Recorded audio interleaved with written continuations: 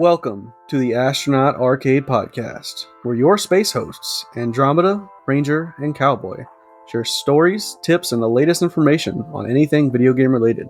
Today, we're going to be talking about what I would consider to be almost a classic in a farm life sim called Stardew Valley. It'll be educational for some who have not played it yet, and possibly a blast from the past for people who have played it and not picked it up in a while. So without further ado, let's officially start the countdown to launch.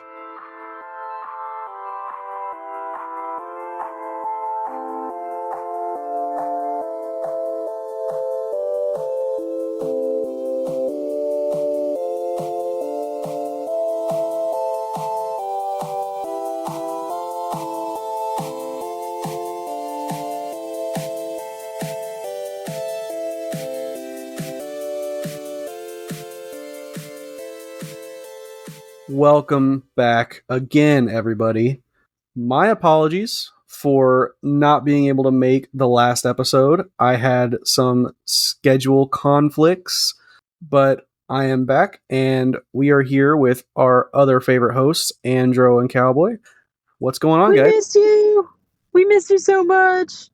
Yeah, I'd rather deal with you than her on most days, but, you left me. Oh my gosh. Guys, stop messing with me. Why is this becoming a habit? This is not a good habit, guys.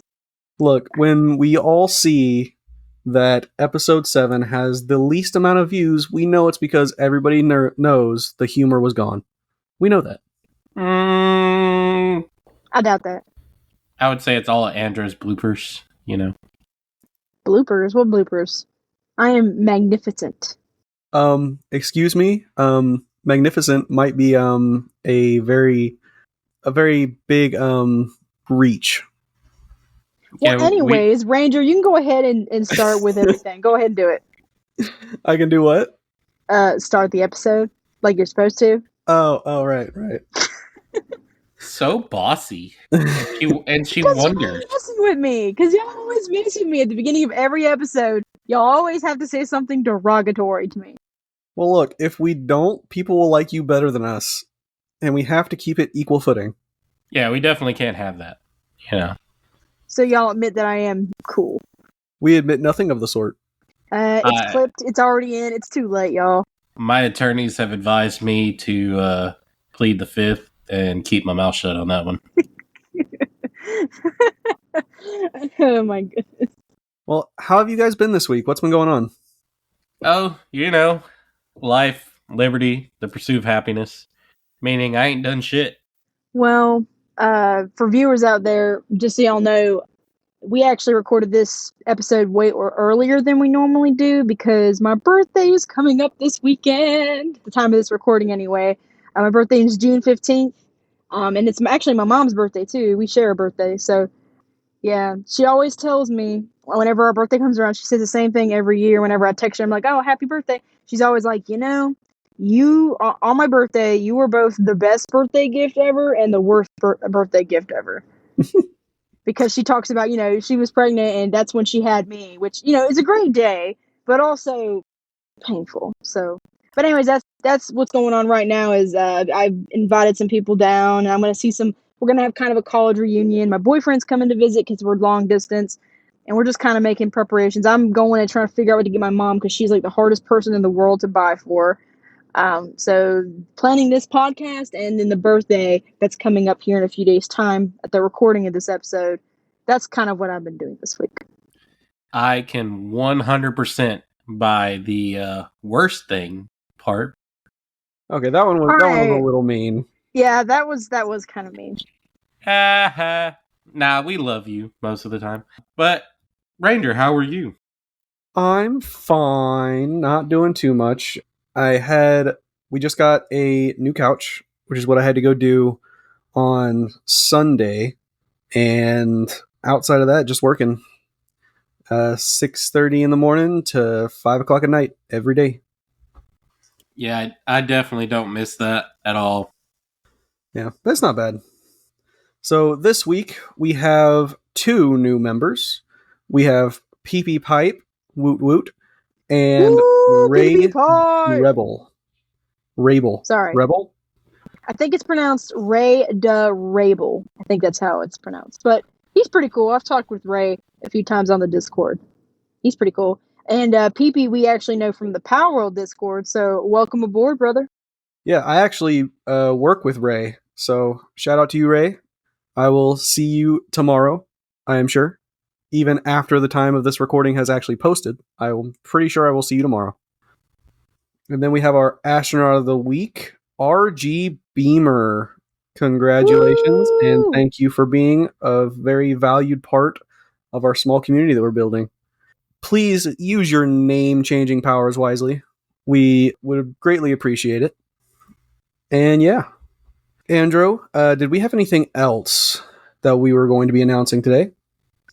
Yes. So, announcements. We don't have a lot of announcements going on other than we've added some new channels. And, we should have probably announced this a few episodes ago because they've been there for a while now. But we added an art channel and a food channel for you foodies out there who love some food like moi. Maybe I'll post my famous cream cheese spaghetti casserole on there, like I said I would a few episodes ago. So, yep, there's those. And then there's also, since we have some mods that are helping us out, we came up with the idea of why don't we do a question of the day? So, basically, every day I have one of my mods go up there, Gilded Rose. Shout out to our mods. We love our mods, Ace and Gilded Rose. We every day he goes on there and he does a question or some kind of topic or a would you rather question, and we just kind of try to rouse some of the community in terms of what do we have in common, what do we not have in common. We get to learn about each other that way. And so, yeah, be sure every day to come in and check the question of the day, answer some questions, and we'll have some fun topics to discuss. And there you have it, folks. Those are the changes. Those are the fun things that we have been trying to add and throw y'all's way. But let's go ahead and get into our topic. So, have either of you played in any extensive terms Stardew Valley? Negative. Not once. So, in preparation for this episode, I actually bought Stardew Valley on my Switch about maybe like a month or so ago, but I just never got around to playing it. But when I heard that when we planned this out, and I heard that you were going to do Stardew Valley, I was like, okay, maybe I'll start it, and Ranger will have the master's view of how it looks to 100% Stardew Valley, and then I'll have the noob view of someone who's just now starting to play this game. And I'll be completely honest, I have not gone far. I've literally maybe cleared out some things and planted like a few crops. So like I have not done much at all. So I'm literally just in the beginning stages. Like I don't even know if I've got more than 2 hours on the game yet. Well, enjoy this time before you start getting frustrated with how things look and how you want things designed, and that you don't have enough space for your items in your inventory, and all the other fun worries that you'll end up hitting because that's the type of person you are. I don't even know how to get more space for my items. Like I haven't been able to figure that out yet. Well, I have this kind of sectioned out here, so I'm going to talk about kind of the where it came from and all that stuff, and then later on we'll have a kind of just chat about the gameplay, some questions, maybe some personal experience thrown in there, all the fun stuff that people like to hear about. So this game was originally developed and launched in 2016 by Eric Concerned Ape Barone. I believe that's how it's pronounced. It might be Baroni. I don't think it's Baroni though. I'm pretty sure it's Barone. And he did that all by himself. 100% by himself. He did everything from programming to music to sound effects for your individual items and creatures to the art and all that and stuff in the game. All of it by himself. I thought that was very, very cool. That's actually pretty impressive. I haven't even seen much of the game yet, and I don't know. I mean, I don't know much about coding and stuff like that, but with how many items I've already seen, even though I'm in the first few hours of the game, that's pretty impressive. Yeah, there's 900 unique items in the game. So it's really cool Wow. to hear and see that he, did it all on his own. And he mostly did it because he found that he was very underwhelmed with and I don't know if you guys have heard of this or not, the Story of the Seasons series. Have you guys heard of that one? No, I haven't heard of that one. Negative, Ghost Rider. I haven't heard of that one either. So it has a different name now. I can't remember exactly what it is, and me being dumb, I didn't write it down.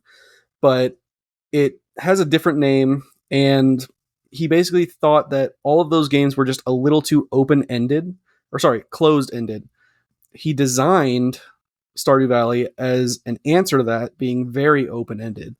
So there is a storyline, and it ends after a certain amount of time, but the game keeps playing. And we can get a little bit more into that later, but it's very cool how he's just like, hey, I see this game that I enjoy that I'm not fully satisfied with the way it ends. I'm going to make one to rival it that I think is better open ended so people can keep playing long after the story has quote unquote finished. It originally launched, when he originally launched it, he launched it on Windows, and up till now, it has been slowly developed and put on other platforms. And currently, it's available on PC, Mac, Linux, Xbox One, PlayStation 4, PlayStation Vita, Nintendo Switch, iOS, and Android. So, yes, you heard that right, folks. You can play this game on your cellular devices. I 100% zoned out. What was the name of the game again? I'm sorry. The name I of want the to write it game, down. Yeah. Stardew Valley. Oh, I thought you were still talking about. I zoned out a while ago. Never mind. Forgive me. Ignore me. Dang. Sorry, I was busy writing something down on my notebook. I had a question that I'm saving for later, so I was gonna ask about something, but I'll ask later. So that's why I zoned out. I promise it's for good reason. I'm so sorry. It is 100% okay for a guest to zone out in the middle of a podcast. But when your host zones out, oh my lord. It was a question. I was writing a question down. I thought we were still talking about the Story of Seasons game, but it makes sense now. Yes, you can play Stardew Valley everywhere. I've seen it everywhere. In fact, if I remember correctly, if you have the basic version of the Game Pass, you can download it for free on your Xbox right now and play it. So, yeah, I'm on page now. We're good. You are correct. And it's okay if you don't like the sound of my voice and you just don't want to listen to it. I understand. No, that's not it. That's not it. I promise. That's not. I was writing something down and I can't write and listen at the same time. I'm sorry. Since Andrew can zone out, I'm gonna go ahead and download the game and play it while we're recording this episode. So I'll be back. Ironically, sorry, Ranger. I love you. Everybody give Ranger love in the Discord, please. I'm sorry. Ironically, it's not so much of an intensive game that if you were to sit here and play it, as long as you kind of paid attention to what was being said, you could play the game and do the podcast at the same time. It's not super intensive. So, yeah, when he was creating it, like I said, he designed it to be in kind of an answer, his personal answer to this story of season series. And as he was creating it, he took inspiration from other games like Animal Crossing, Rune Factory, Minecraft, Terraria, things like that.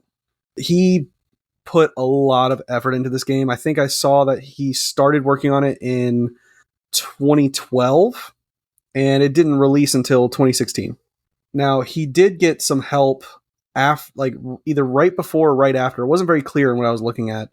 He got some help from another producing company, and they did a lot of the back end stuff, like getting it put on multiple platforms, worrying about sales, and kind of the sell technical things.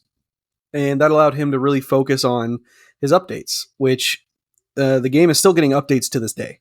So it's been going for, let's see, almost 10 years, 8 years now, and it's still getting updates to this day. They just released a major update on PC not too long ago. So this has kind of been his baby project, and he has been loving on it since its inception. So when it initially released, it sold over 400 copies in 2 weeks and more than 2 million copies in 2 months. What do you guys think about that? Sounds to me like its popularity basically spread like a wildfire. It started out really small and it worked its way up to being a really big game. Like when I first saw it, that's what I thought. It looked like a baby game. Not in a bad way, but it looked like a game that was like something not made by a large studio. And I was like, oh, this looks interesting. And then once you get to playing it, you get hooked to it. And I think that's what contributed to its popularity. I mean, that's exactly what it sounds like to me, you know. 400 in the first couple days, that's not very good sales in most senses of it.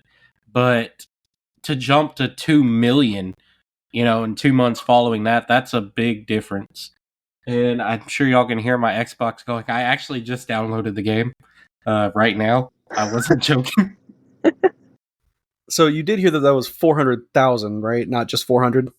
Oh, no, you said 400. Oh yeah, you said 400, Ranger. Oh, I read it as 400,000. I apologize. 400,000 copies in 2 weeks. That's a little better. That's a little better. That's a big difference.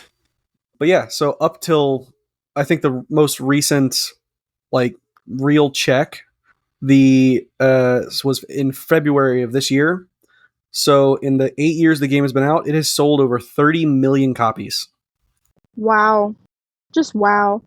And I bought a copy just not too long ago, so woohoo.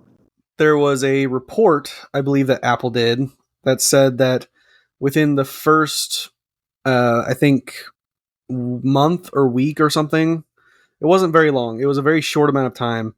They reported that it sold $1 million worth of copies when it hit iOS within like a week or two. I wonder how much it costs on iOS. I mean, I don't. It's probably just a few bucks, but I don't know. $5. I bought it on Android for $5. It may have gone up since then. I bought it, I think, a year and a half ago, something like that.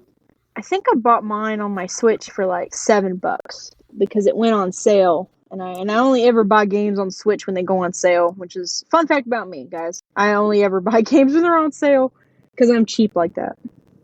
So this wholeheartedly looks like a game my girlfriend would love. Yeah, it's pretty interesting. My girlfriend actually got me into this game. I saw her playing it on her phone one day. She had the Android Game Pass thing that they have. I don't remember what it's called, but she was able to get it for free on that. And I saw her playing it, and I was like, oh, that looks interesting. I don't think it's up my alley. And then she kept playing it, and I was like, I just sat there and watched her for a day, and I was like, let me give this a try. Very quickly, I got addicted to it. It is very addicting. She gave you the Stardew disease, huh? Yeah, you can call it that. So, yeah, that is. It started very, very small, and obviously, with only one person producing it, it grew exponentially from that. Like, I would honestly be very interested to see what his gross income is based off of this game alone. And he has worked on other titles since releasing this game. Other producers have brought him in to help. I only saw one, and I again neglected to write it down because I'd never heard of it before and deemed it unimportant at the time, and now I'm regretting that decision. But he has worked on a handful of other small titles since this, so I'd be very interested to see what his like net income is based solely off of this game. Because even if he gets 10% of every sale on every platform, he's sold 30 million copies, and if we assume each copy is between $5 and $10, so call it $750, that's a lot of money. I think full price on the Switch was $20 full price. I don't know what it is on Xbox, but it's $20 full price on Switch. I can answer that because I just looked. It's $11.99. Maybe it isn't $20. I don't know. It's around there. It's up there somewhere. Well, then, there you go.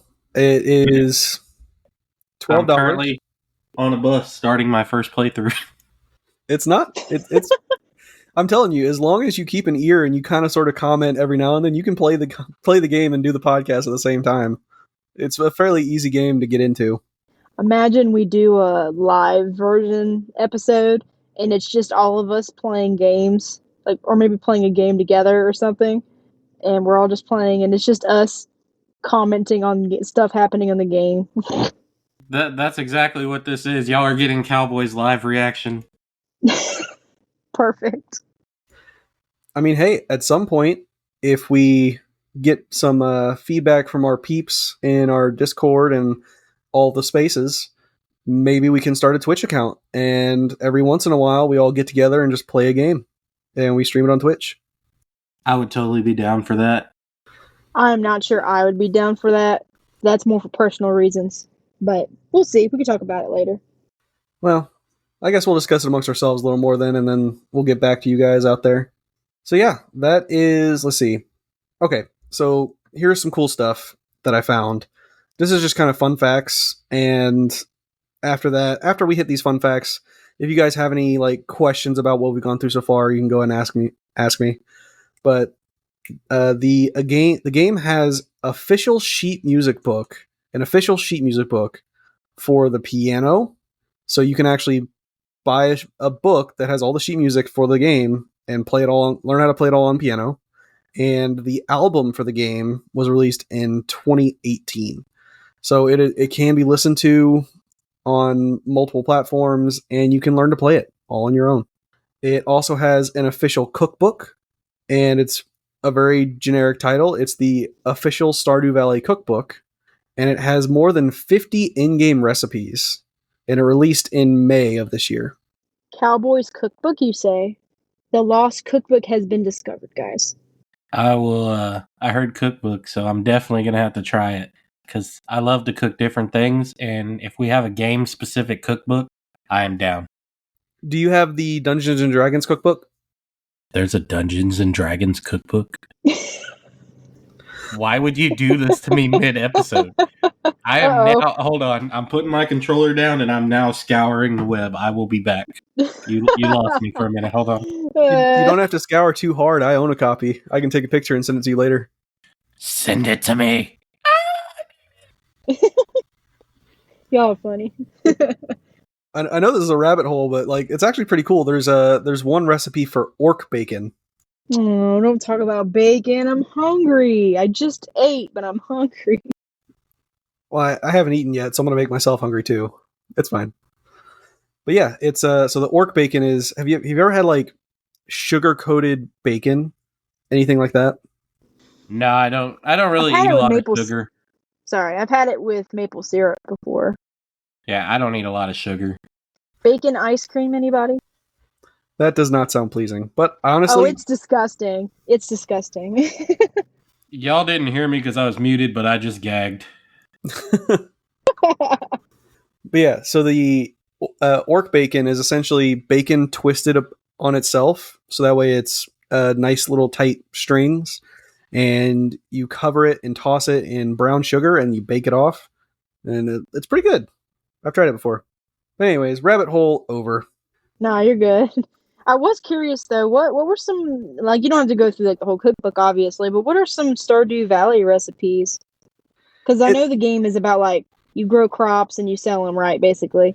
Yeah, so like there's different recipes for things that will give you boosters.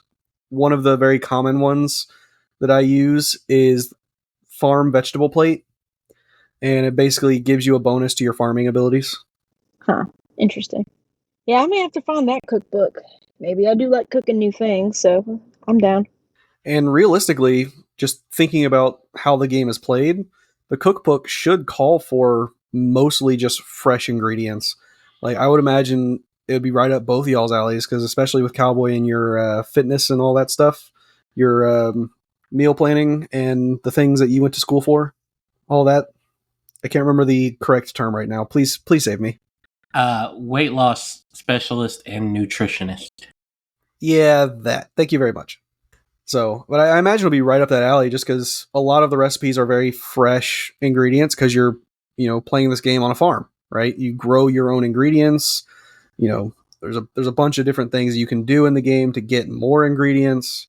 There's one recipe that's scavenged ingredients. So there's monthly / seasonally. I'll have to explain that when we get down to talking about the game. But there's seasons in the game, and it's roughly the same time frame as a month. I think it's 29 days, and each season has its different forageable ingredients. So there's a forage plate, and it helps with your foraging. So Yeah. Well, guys, we are going to go ahead and go to intermission. And when we come back, we can talk more about my personal experience in the game. You guys can ask me any of those questions you've got saved up, the ones that you were ignoring me to write down, those things. And we will talk a little bit more about the gameplay and what you guys can expect when you go to open up this game for the first time. So we will catch y'all back here in just a few minutes.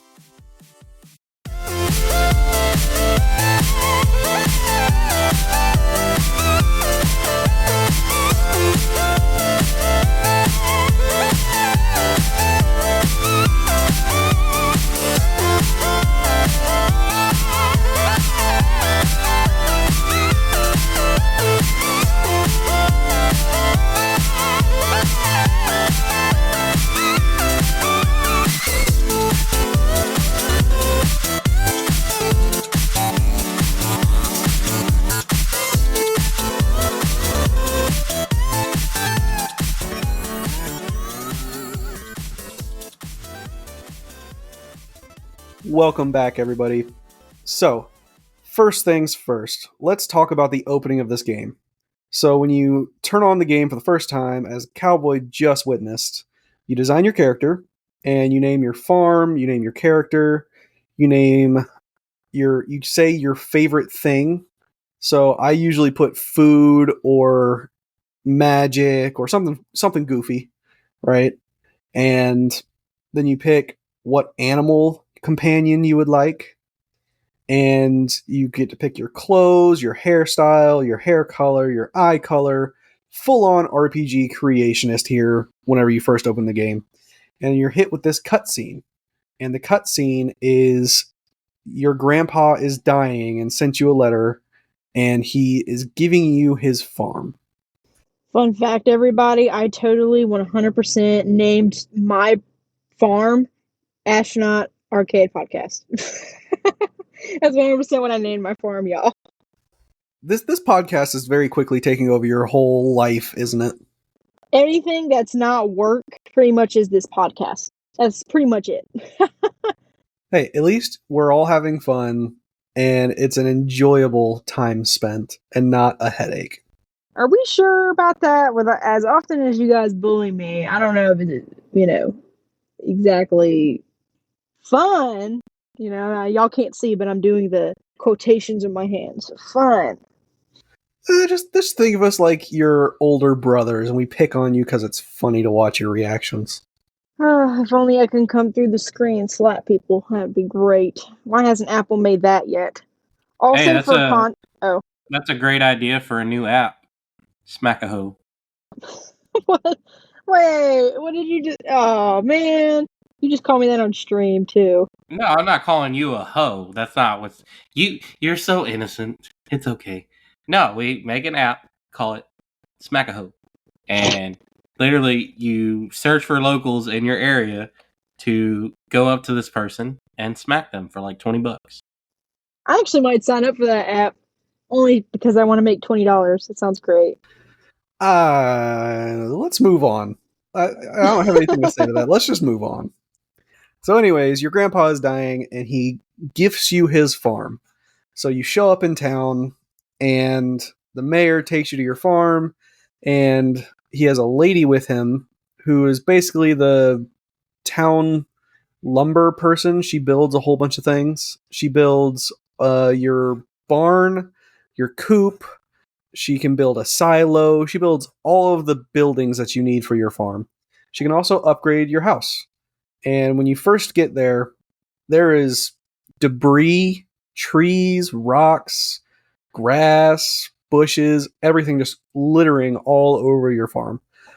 And you wake up with some seeds and some tools and some hopes and dreams of trying to figure out what you're actually supposed to be doing. Cowboy has been doing that ever since intermission and basically this whole time. The reason he's so quiet, everybody, he's discovering this firsthand. He's doing it right now as we speak. I just planted my first crops. Woo! So the game from there is essentially freeform. You guys have not figured this out yet because you haven't played very long, but you are a single character and you can mingle, date, and marry some of the villagers. There are dateable villagers. Shoot, a dating sim? All right, hold up. I gotta get home and play some more of this. I wonder if there's some hot ones over there in town. Perfect. And then there's also a mine that will open up, and you can go down, and there's a little bit of combat in the mines. So there's going to be monsters in there, Combat. just a little bit. Wow. It's not very complex combat. It's pretty much you use the same button that you use to hit your rocks and your trees and all that stuff. Use the same button to swing your weapon. So it's not super complicated, but there is a combat aspect. And it's pretty fun. You get the monsters you fight and they drop loot. Usually it's just ingredients and items that you'll need to make other things. And you can also go in the mines and pick up your ore and your rocks and all kinds of fun stuff. And then there's also, you can fish in this game. And I will give you guys a tip right here and now. Fishing will be your very best friend if you are concerned about making money. We make money in this game? I mean, I know we sell stuff, but I haven't gotten to the point where I sell stuff yet. I don't know. I haven't really explored much other than the farm, so. I just figured out how to get to the beach, so I'm kind of limited on what I know. So You found a continue. beach? I haven't even been there yet. All I've been preoccupied with is taking care of my crops.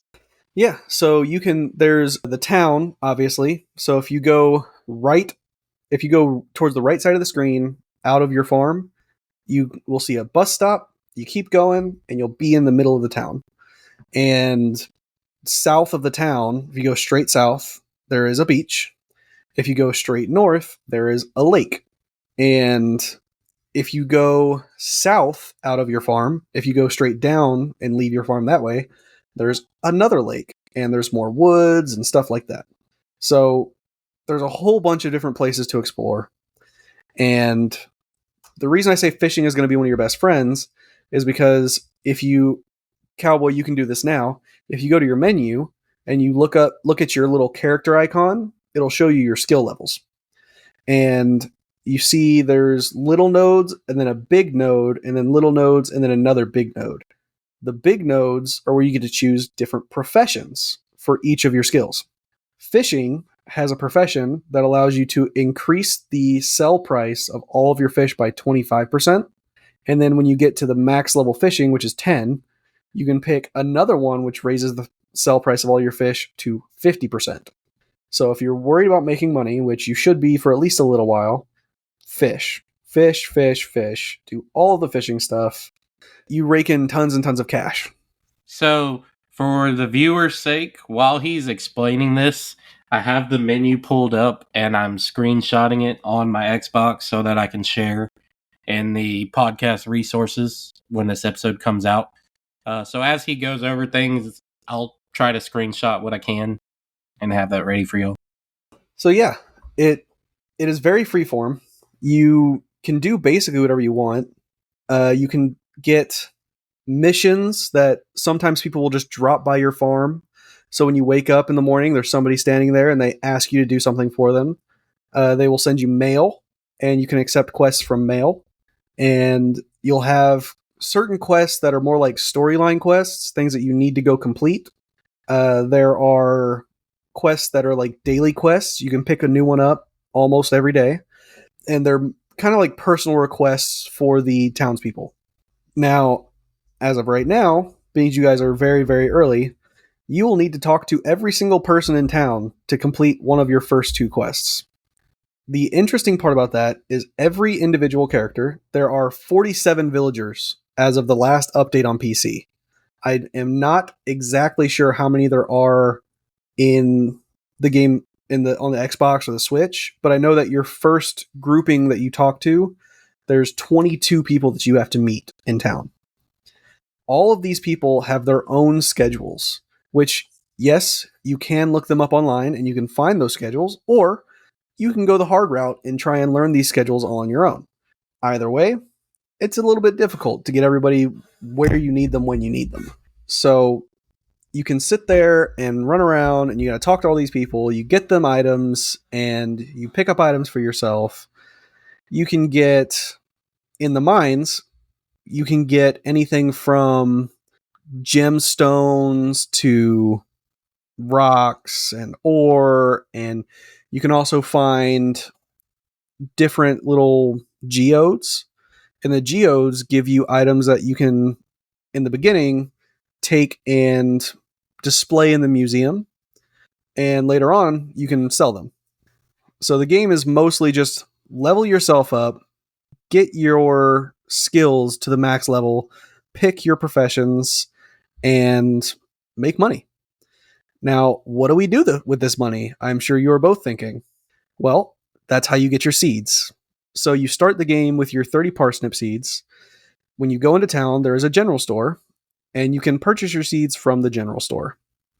This is where you're going to get your seeds for most of the game. I'm not going to go too much in depth on where else you can get them, because I don't want to ruin the fun for everybody. But that's where you kind of can get started, is right there in that general store. And the general store has a competition with what is essentially the Walmart of the game. It's called Joja.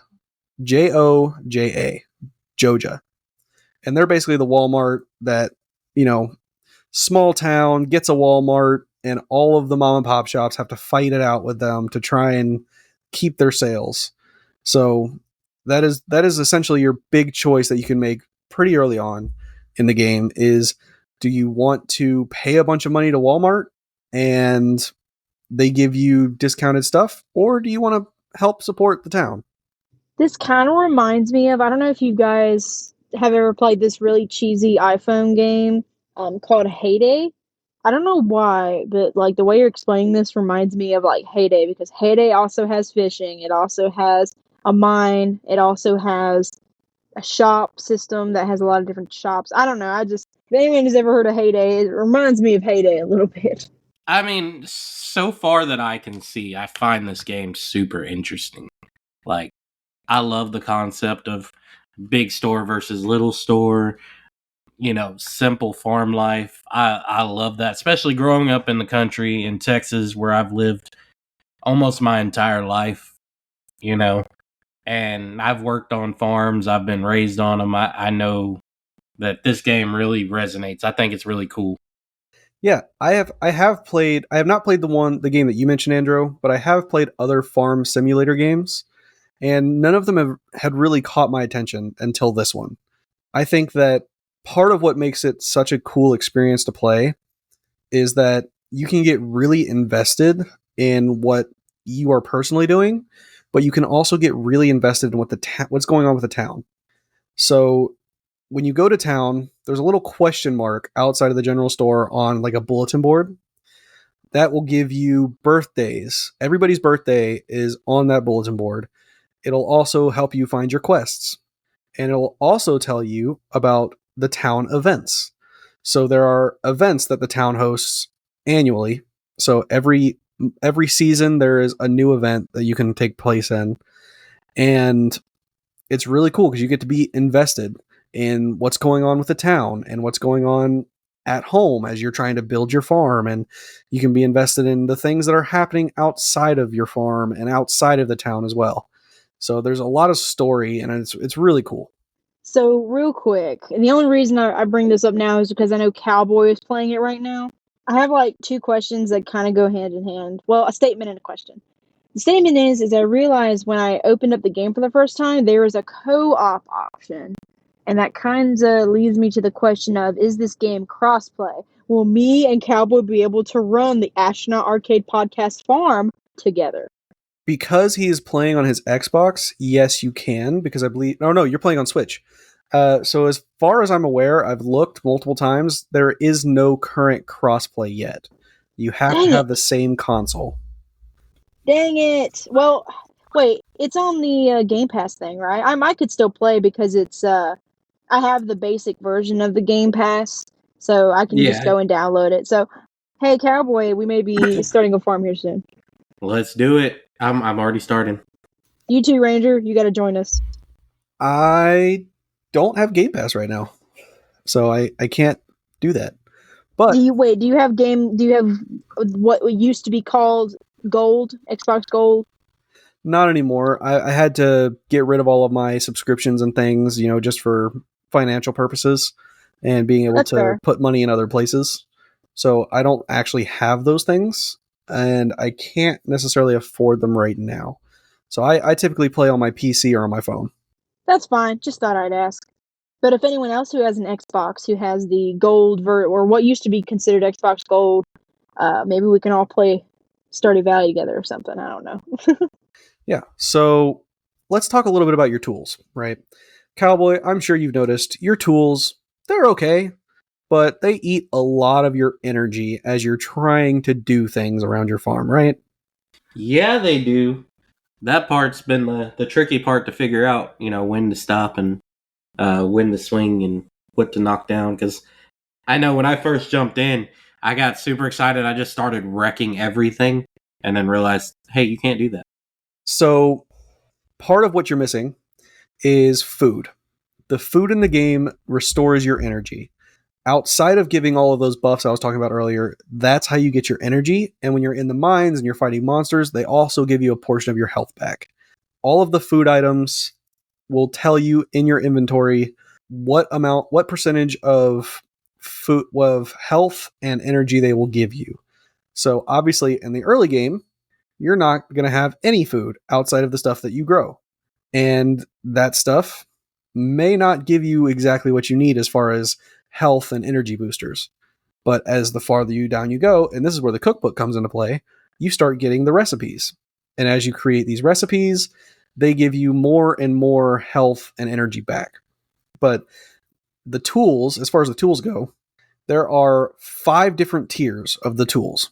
So you have your basic tier, which is what you get when you start the game. When you go into the mines, you can get copper ore, and that's tier 2. You have copper tools. And then from there it goes to steel tools, or maybe it's iron. I think it's iron tools actually. It's, tit for tat, whatever. Iron tools. Then you go to gold tools, which is interesting to me because gold is a really soft metal. I don't think gold would be very good in actually making tools and things, but that's just how he tiered it out when he made it. And then after that, you have what is called iridium tools, and that is the top level of your tools there. And it takes a long time to get all of your iridium together to be able to make your iridium tools, but they're well worth it. So I've counted before because I was curious at the different stages and just the repetitive motion of hitting a tree. Let's just go with the axe, for example. The repetitive motion of hitting the tree, I eventually started counting it to be like, okay, how many seconds and how many hits does this take that I can look away from my screen while I'm doing this? So with the basic tool, the basic axe, you get the entire tree chopped down in 10 hits, and you chop up the stump in 5 hits. Now, the stump is obviously not going to give you as much wood as cutting down the whole tree, but the cool thing is when you get to the iron tools, or the copper tools, sorry, that moves from a total of 15 hits down to a total of 12 hits. And once you get the iron, it moves from 12 down to 10, so forth, so on. With the iridium tools, I believe you only have to hit a tree 4 times before it falls over, and you have to hit the stump twice. So you get 6 total hits to get an entire tree out of the ground. Now, the amount of energy that is used to chop down that tree is relative to your lumbering skill, which I believe is lumped into the foraging skill, and the level of your equipment. So the better you get with your skills, the less energy it takes, and the better your equipment, the fewer amounts of hits it takes. So overall, it eventually makes it to where chopping down one tree is negligible on your energy stores. I don't know. I, Oh, sorry. I do have one weird ass question. Excuse me. Why is the store closed on Wednesday? Well, he's a mom and pop shop, man. He has to go take care of his wife and hang out with his kid. He's got to be the family man. But Wednesday? I mean, if you were working a small business and you were open 6 out of the 7 days of the week, pick a day, right? It's just kind of at that point you just pick a day, and I guess he just decided on Wednesdays. Yeah, be closed Sunday or Monday, Uh, Here's my question with the tree chopping. I only see like chopping down trees because just so the listeners have an idea, when you first start, you have all this crap growing in your yard where you plant the stuff. You have a whole bunch of bushes and you have a whole bunch of what's it trees and stuff. What would be the point of, let's say we go with the tree example. Of course, in the very beginning, you're going to have to chop your trees down to have space to plant crops. What would be the point of leveling up after all those trees are already cut down, though? Do you grow more trees at some point, like apple trees or something? So at a certain point in the game, you will have enough money to, yes, purchase fruit bearing trees. But the main point of chopping down all the trees is that you need materials that you take to the lady that builds all your stuff on your farm to be able to, like, you give her the building materials. So the coop, for example, you need to give her, I think it's 5,000 gold, and then you need to give her 300 pieces of wood and 150 pieces of stone, I believe, to be able to craft your coop for you. So you have to pay for the service and supply the materials for whenever you're building anything on your farm. Okay, that makes sense. So you want to plant trees throughout the game and not just cut the ones down at the beginning. Okay, makes sense. So I've just been selling everything, so I'm pretty sure that's not what I should have been doing. Now, that is actually perfectly fine in the beginning stages of the game because you need money to buy more crops, right? So if you just sell everything, it helps you get your money stores up to be able to purchase new items, purchase new recipes, purchase new blueprints to make things in your crafting tree. So for the first little bit, it's not a terrible plan. And the more you play, and I'm going to say this now just because y'all are talking about the co-op, I would recommend playing at least 1 year by yourself before you do the co-op, just because it'll help you with division of labor. It'll help you with figuring out who needs to do what when, which I guess is division of labor. I'm just reiterating myself. Figuring out how much money you need, how much materials you need, who sells what, who buys what, so forth, so on.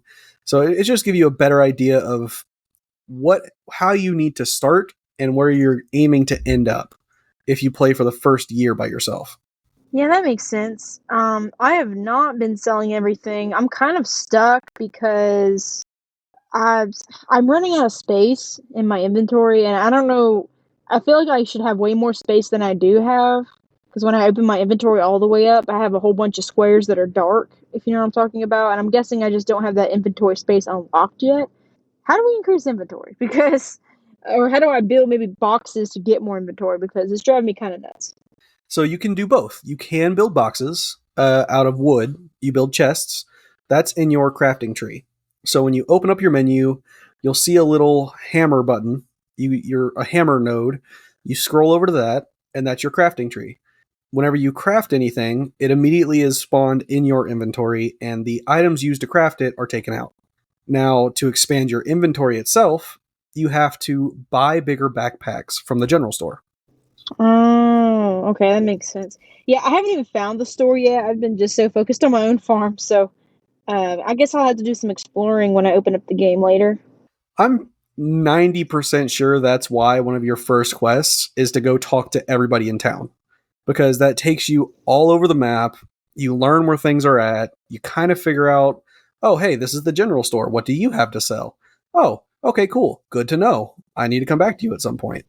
I don't even know where the quests are. I don't know where to find the quests. I don't know if I'm just blind or what. I don't know. Yeah, I've already traveled the entire town while we've been doing this. All right, so I'm blind. It's settled then. So, as far as accessing your quests, there is a little node that on PC you can just click on. It's a little exclamation point on the right side of your screen. Now, for you guys on controller, I believe for Andro, for you, it'll be the minus button on your Joy-Con. And for Cowboy, I believe it's the what's it called? It's the upper left button. I think it's like back or something. I don't remember what it's called. I think it used to be called select. But if you click that button, it should pull up your quest page. On the Xbox, if you hit what that used to be the select button, It pulls up your journal that gives you little hints and stuff about what to do. It says getting started, introductions, so on and so forth. So those are actually your quests. It's not hints. Those are actually your starting quests.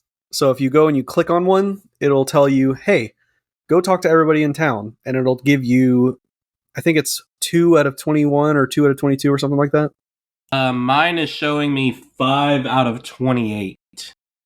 Yeah. So those are your quest tabs. All of your quests will pop up there. That's how you get into it. And yeah, it's just mostly for the first couple of days, at least what I did when I first started was I just explored. I didn't really do a whole lot.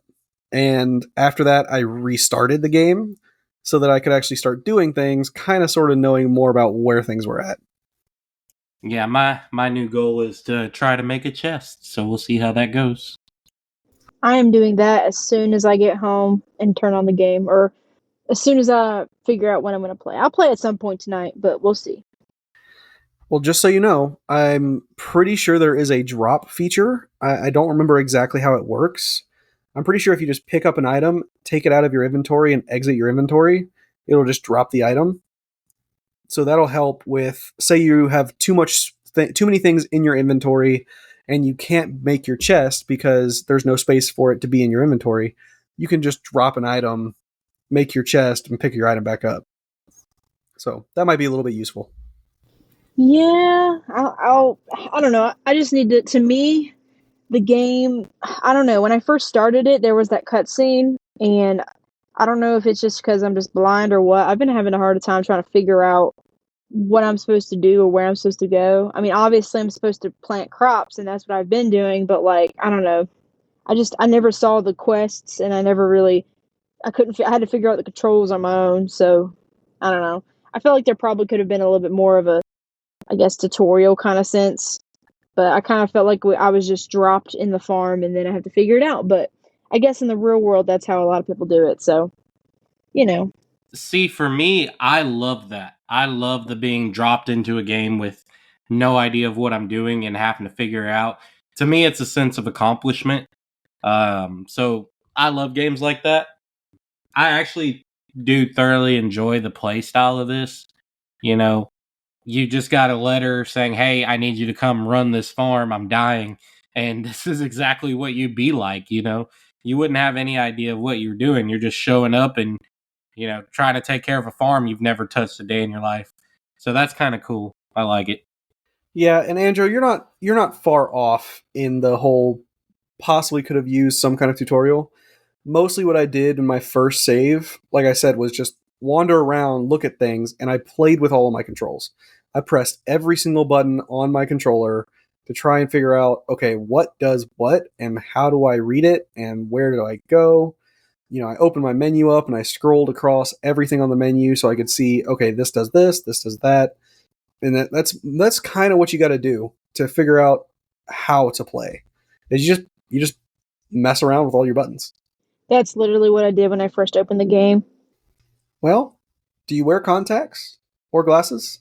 I'm supposed to wear glasses, but I don't, and it's only because.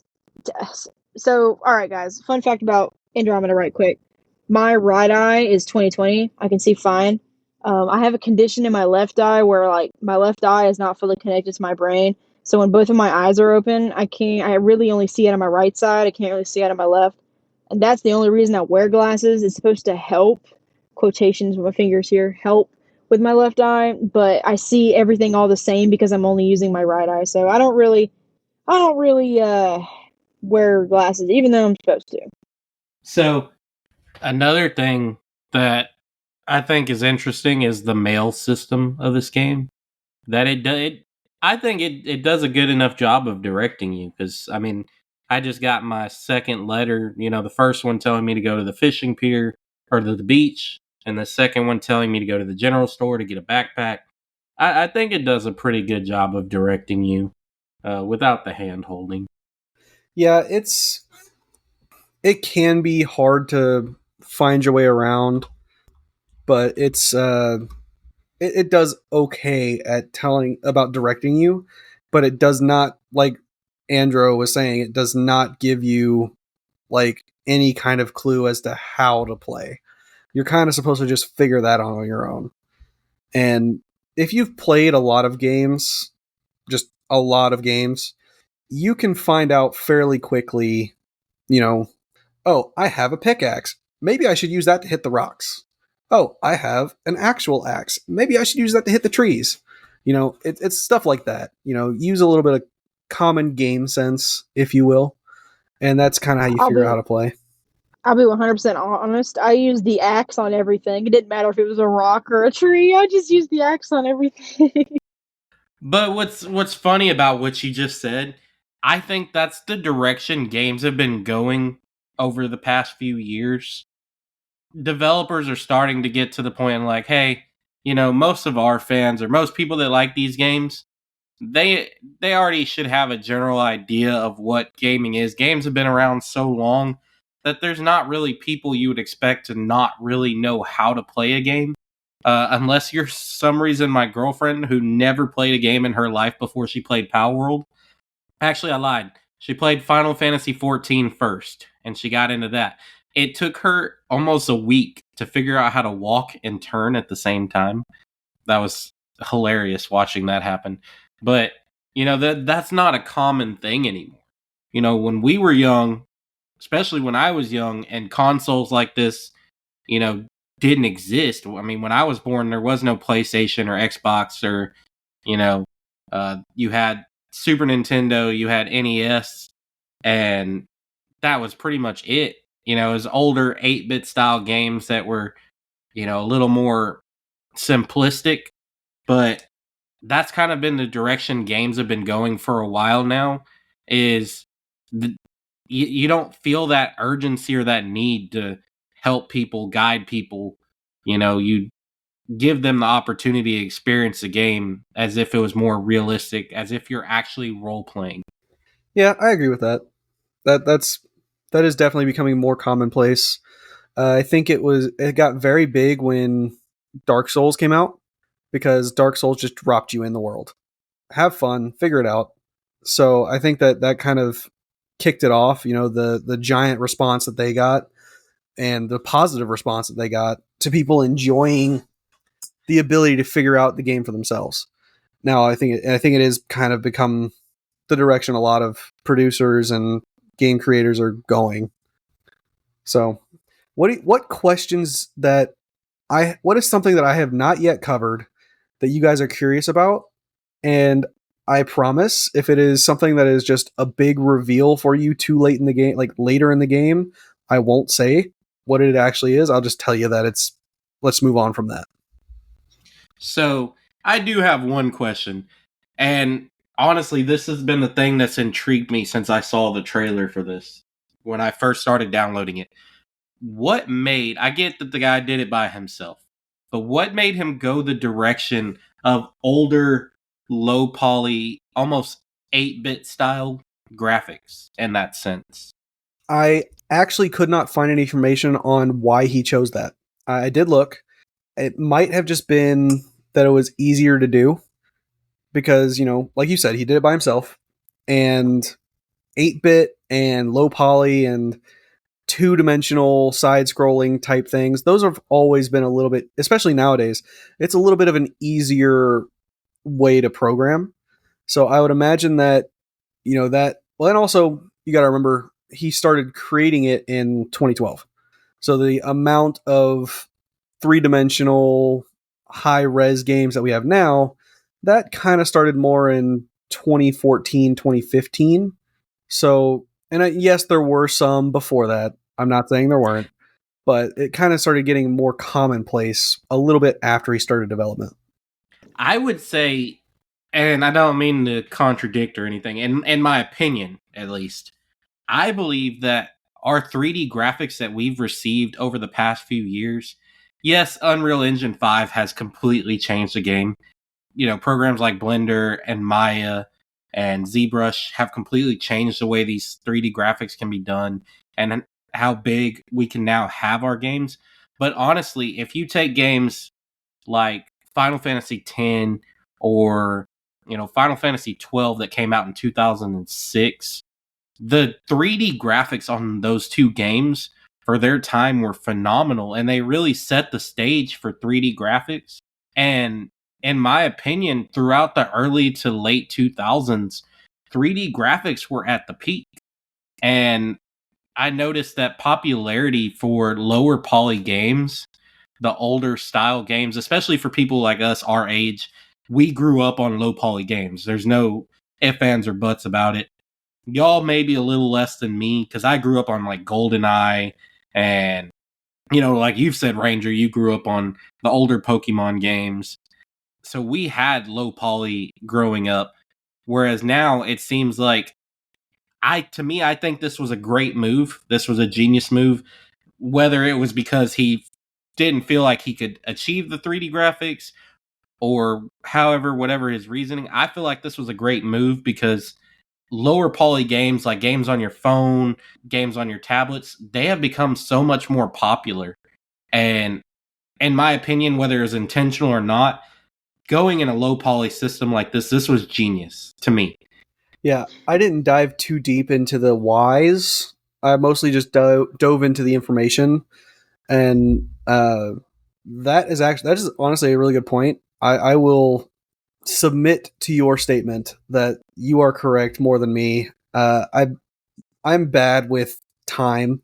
You can ask my girlfriend. I will say, "Hey, I'm going to be doing this thing for 2 hours. 30 minutes later, I'm done."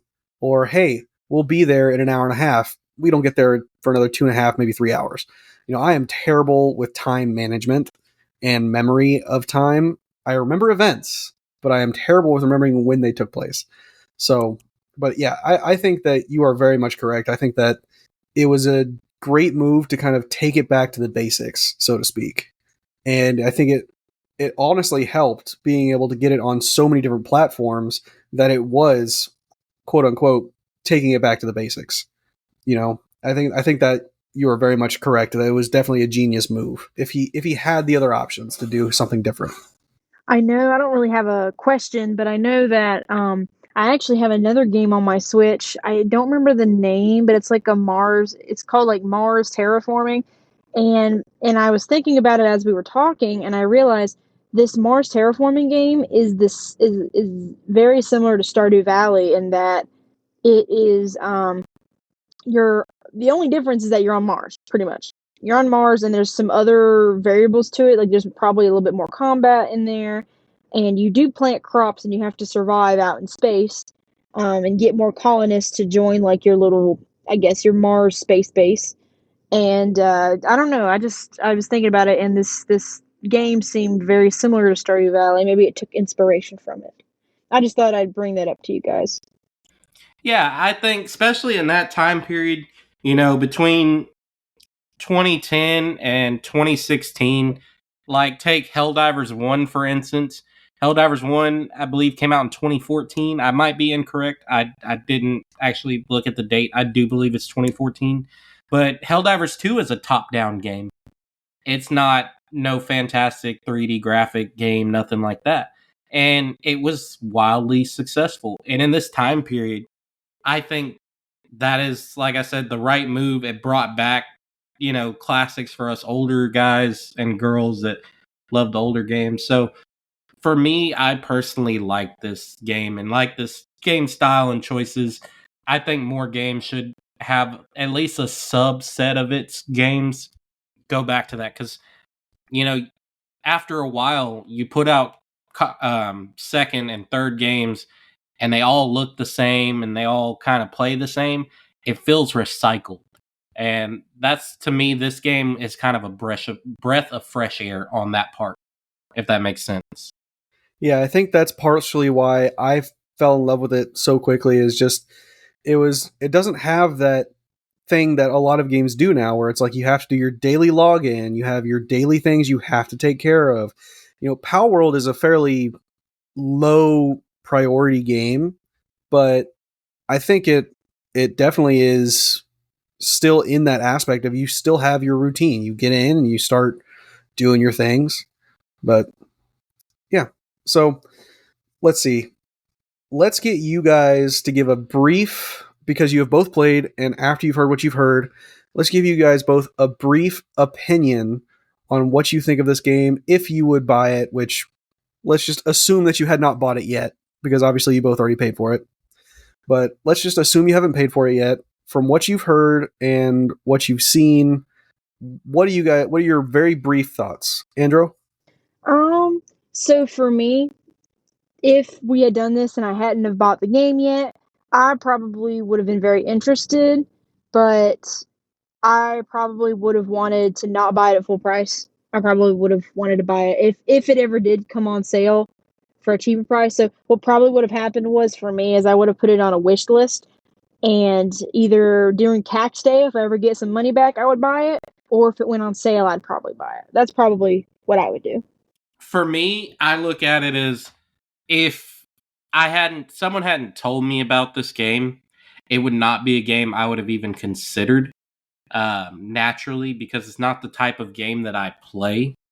But having downloaded it and having played it for the duration of this episode, as soon as we're done, I'm going to hop back on because I am kind of already hooked. I enjoy it. For me, if you ask me, should I buy this game? I would say, yeah. Honestly, if you want to change the pace, if you want something new, something different, even though, let me rephrase, not new, but if you want something different than the norm, you should definitely get this. It's definitely a good way to kill time and have a little bit of enjoyment and something different. So yeah, I would buy it. And remember, guys, you can get this on any iOS or Android device. So if you have one of those too, you can also get it on your phone. You don't have to keep it to just playing at home. You can take it with you everywhere. But I think that's it. I think that's all that I have for information on Stardew Valley. So what do you guys say we go ahead and move on to our questions for the show? All right, so No, I refuse. aw. So the question that we have for this episode, and I think it matches pretty good with the game that Ranger chose. Also, shout outs for Ranger. He's been doing a good job with the podcast and getting the episodes ready, and he may have a bit of a surprise for our episode 9. So stay tuned, guys. But anyways, the question that we have is from Manticore on our Discord. You guys are more than free to ask questions in our Discord server, and we will answer them here when we get to them. And the question is, put in layman's terms here, is what is your favorite RPG game of all time? I mean, we know exactly where I'm going because I've said it over and over again. Here we go. But my favorite is Final Fantasy X. It is. There's not a better game out there, in my opinion, when it comes to RPG. Beautiful story, beautiful cinematics. It really set the stage for what games became. It really pioneered the way for 3D gaming. So yeah, that's me. All right. My favorite RPG. Oh man, I'm just trying to figure out which ones are RPGs in my mind because I play a lot of different ones. I would have to say, oh, this is so hard. I had one in mind when we first started and we looked at the question, and now I forgot what it was. That's terrible. Terrible. I'm gonna have to say, I've mentioned it before. I'd probably have to say Undertale, just in terms of story, because the story is really good and the lore iceberg, really good. And I feel like that's, when it comes to RPGs, it comes to like the story kind of it. And so when I think what has the best kind of RPG gameplay with a good story, I'm gonna have to go with Undertale.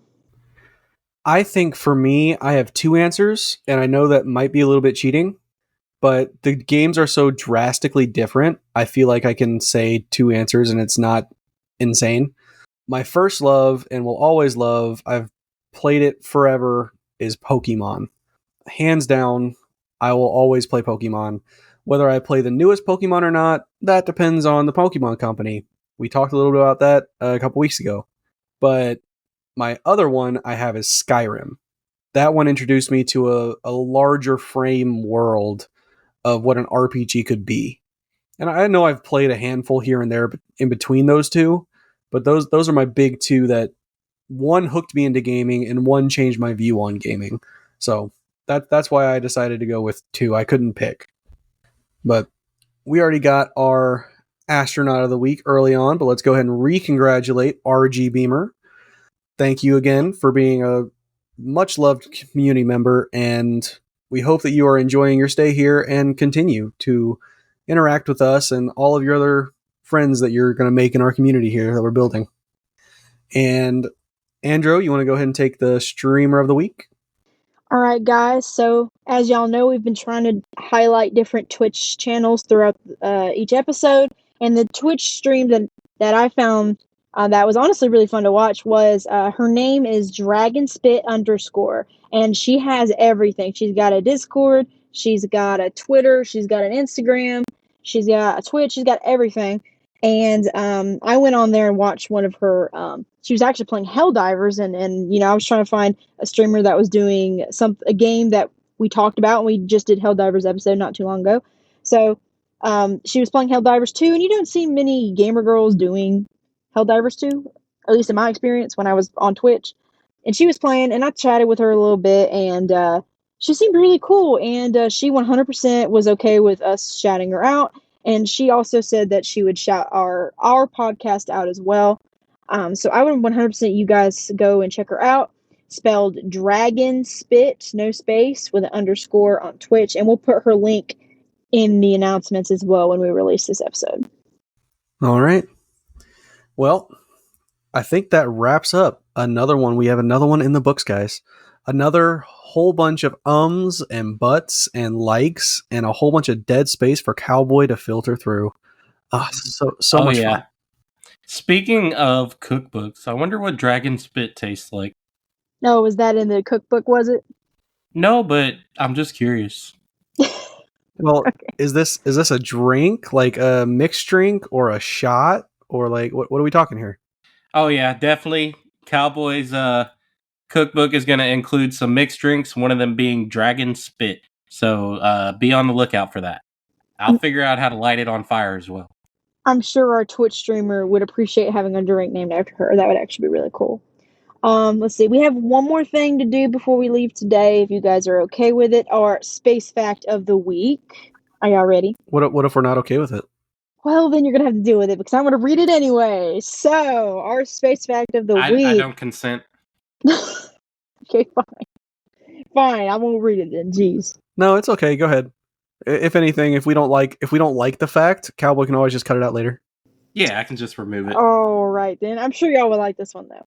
So, did you guys know that shooting stars that we see shoot across, our sky, they actually can burn a large range of colors based on the elements they are made of? Did you guys know that?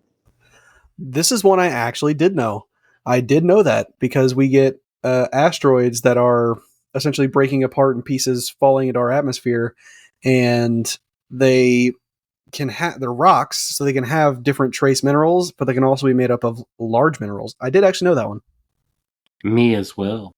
Well, dang, I guess I'm going to have to pick out better ones if y'all already know these. But for our viewers who don't know, when a shooting star is basically when a meteorite comes soaring through our atmosphere, and the friction of the atmosphere with the rock as it comes through burns it up, and, say thank you to our atmosphere often, because that's the only reason we don't get pelted with rocks and meteorites all the time. But my range of colors, I have a little list here, is if the rock is made of mostly magnesium, the meteorite is going to burn a bluish whitish color. If it is made of mostly calcium, it will be a violet color. If it is made of sodium, it will burn an orange color. If it is made of mostly iron, which most meteorites, fun fact, are made of iron, they burn yellowish whitish. And then anything that's nitrogen or oxygen, there's going to be some reds in there. And you can also find you can actually do this at home. You can actually find different types of salts that also have stuff like magnesium in them. And if you throw them on a fire, it'll actually make your fire burn different colors. So this makes sense. And that is the space fact of the week. Do you guys have any other notes regarding that fact? Nope. Don't burn down your house testing the colors of metals in fire. Yes, be careful, guys. Your discretion is advised.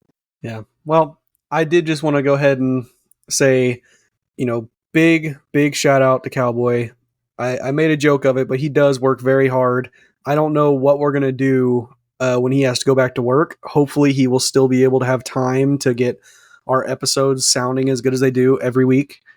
We love him and Andro. We make fun of you, but it's out of love. We hope you know that. And, much love to both these Aw, guys thank here. you. I love you too, Cowboy. Oh, You're the best. I yay. cannot hope for a better editor. Well, maybe a better editor that doesn't make fun of me. But, anyways, in terms of editing skills, you're Yeah, awesome. that got edited out. Y'all won't even hear that part. I'm All you'll joking. hear is how much she loves me. Right. We, Okay. we only allow praise for Cowboy on these episodes. No, I enjoy this. I complain about the edits to these guys sometimes because I love to make fun and pick at them, but I couldn't imagine doing anything else right now. I enjoy this podcast. I love talking about games. I love just talking. Uh, it's entertaining. We know. And I couldn't ask for better hosts, better co-hosts than these two to work alongside. So yeah, much love to both of them and to all of our listeners because y'all are why we do this, and mostly boredom. But we won't talk about that. And we love you, listeners. All right. If you guys join our Discord server, I consider y'all part of our family. And we really hope one day to make the family a little larger, have more viewers, have more people to spread our love to. So be sure to tell other people about us. Add to the family. We love it. So, this has been another episode, guys. As usual, thank you for listening to the Astronaut Arcade podcast, where we take one small step for man and one giant leap for gamerkind. We'll see you guys later. And Pluto is most definitely a planet. Bye.